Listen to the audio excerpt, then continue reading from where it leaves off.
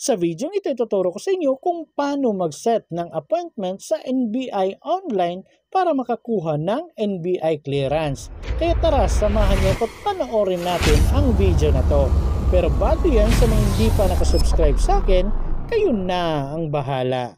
So unang gagawin natin, punta lang tayo sa mga search engine na ginagamit natin, kagaya sa akin Google Chrome, at pagkatapos i-type lang natin ang clearance.nbi.gov.ph. And then may makikita tayong ganito, data privacy content. So may Tagalog niyan, may English, so basahin nyo na lang po lahat yan. At kung okay na, i-click nyo na lang po itong I agree. And then may makikita na naman tayong advisory, so basahin nyo po lahat yan. At kung okay na, i-click nyo po itong close. At may makikita na naman tayong ganito, so i-click lang natin ulit itong close. After that, mapupunta na po tayo dito sa paglalagay ng email address at password para makapag-login tayo. By the way guys, kung wala pa kayong nagawang password at hindi pa kayo nakapag-register sa NBI Clearance Online, may video na po akong ginawa kahapon. Check nyo na lang po or lalagay ko na lang po yung link sa description box para hindi na kayo mahirapang maghanap. Pero kung nakapag-register na kayo at nakalagay na kayo ng email address dito at yung password ninyo ay nalagay nyo na, i-click nyo na lang po itong sign in. At makakapasok na po kayo sa profile ng inyong NBI account online.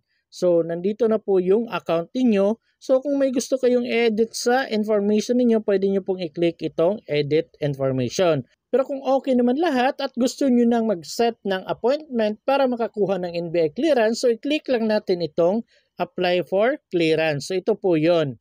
At may makikita po tayong confirmation dito. So may notice na nakalagay dito guys, if you have a paid reference number from February 21, 2023 to April 12, 2023, pwede nyo pong i-click ito. Kung nakapagbayad kayo at meron kayong reference number, pwede nyo pong i-click itong click here. Pero kung wala naman, huwag nyo na pong galawin yan. So dito na tayo sa baba sa pagpili ng type of ID. So para makapagpili tayo, i-click lang natin itong select. So ito po yung mga valid IDs and documents na tinatanggap ng NBI.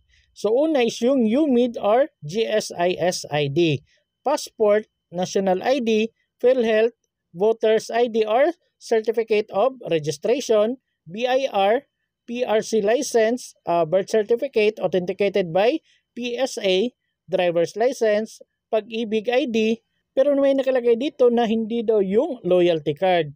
Next is postal ID, certification from the local civil registrar, certification from Malacanang and connection with indigenous group. Next is solo parent ID, company ID, Siemens book, school ID together with current registration card, senior citizens ID, at last ay yung Marina. So dito kayo nang bahalang pumili kung ano yung valid IDs and documents na dadalhin ninyo.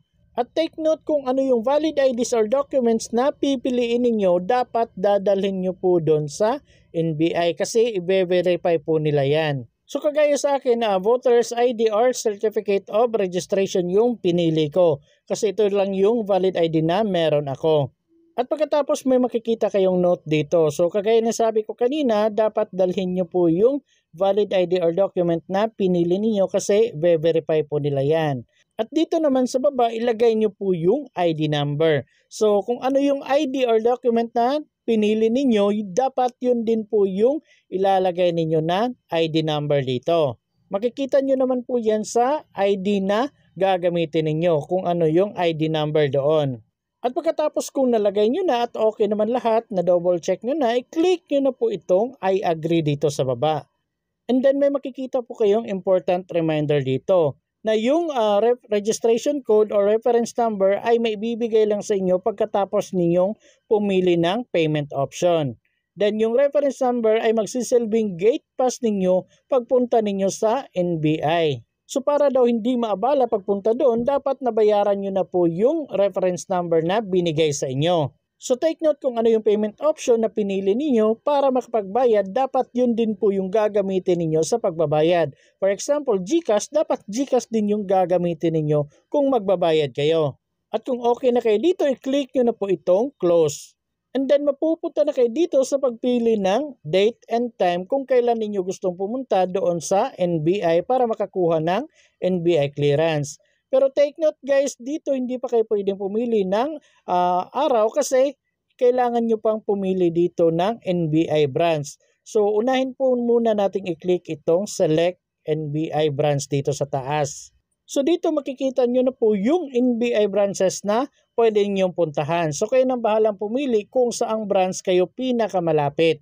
Pero for example, hindi nyo talaga mahanap yung branch na gusto nyong puntahan, pwede nyo naman pong i-type na lang. So kagaya niyan, Davao. Kasi nasa Davao ako, kaya ito yung mga NBI branches na malapit sa Davao City or nabibilong sa Davao City. So kayo nang bahalang pumili kung saang branches kayo malapit.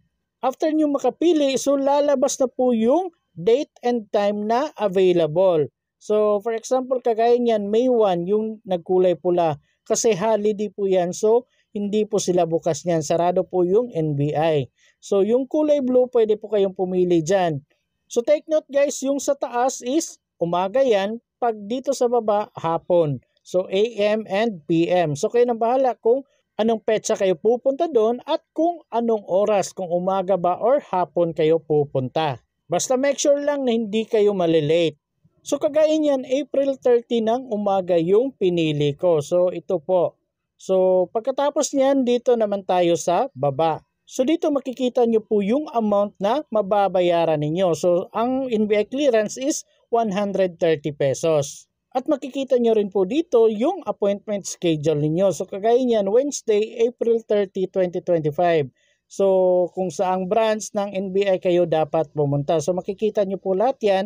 At dito sa baba, makikita nyo po yung mode of payment na pwede nyong pagpilian. So pwede pa kayong pumili ng bank over the counter, online bank, cash payments, EasyPay, 7-Eleven, Visa or Mastercard, GCash, PayMaya, ShopeePay, or DragonPay app. So kayo na pong bahala kung ano yung mode of payment na gagamitin ninyo at kung saan kayo komportable. So for example, sa atin, GCash yung gagamitin natin. Kaya ito yung i-click natin. At pagkatapos may makikita kayong reminder dito na once na i-click nyo itong proceed, makakakuha na kayo ng reference number. So pwede nyo na pong bayaran yung reference number na makukuha ninyo. So para makaproceed na tayo, i-click na natin itong proceed.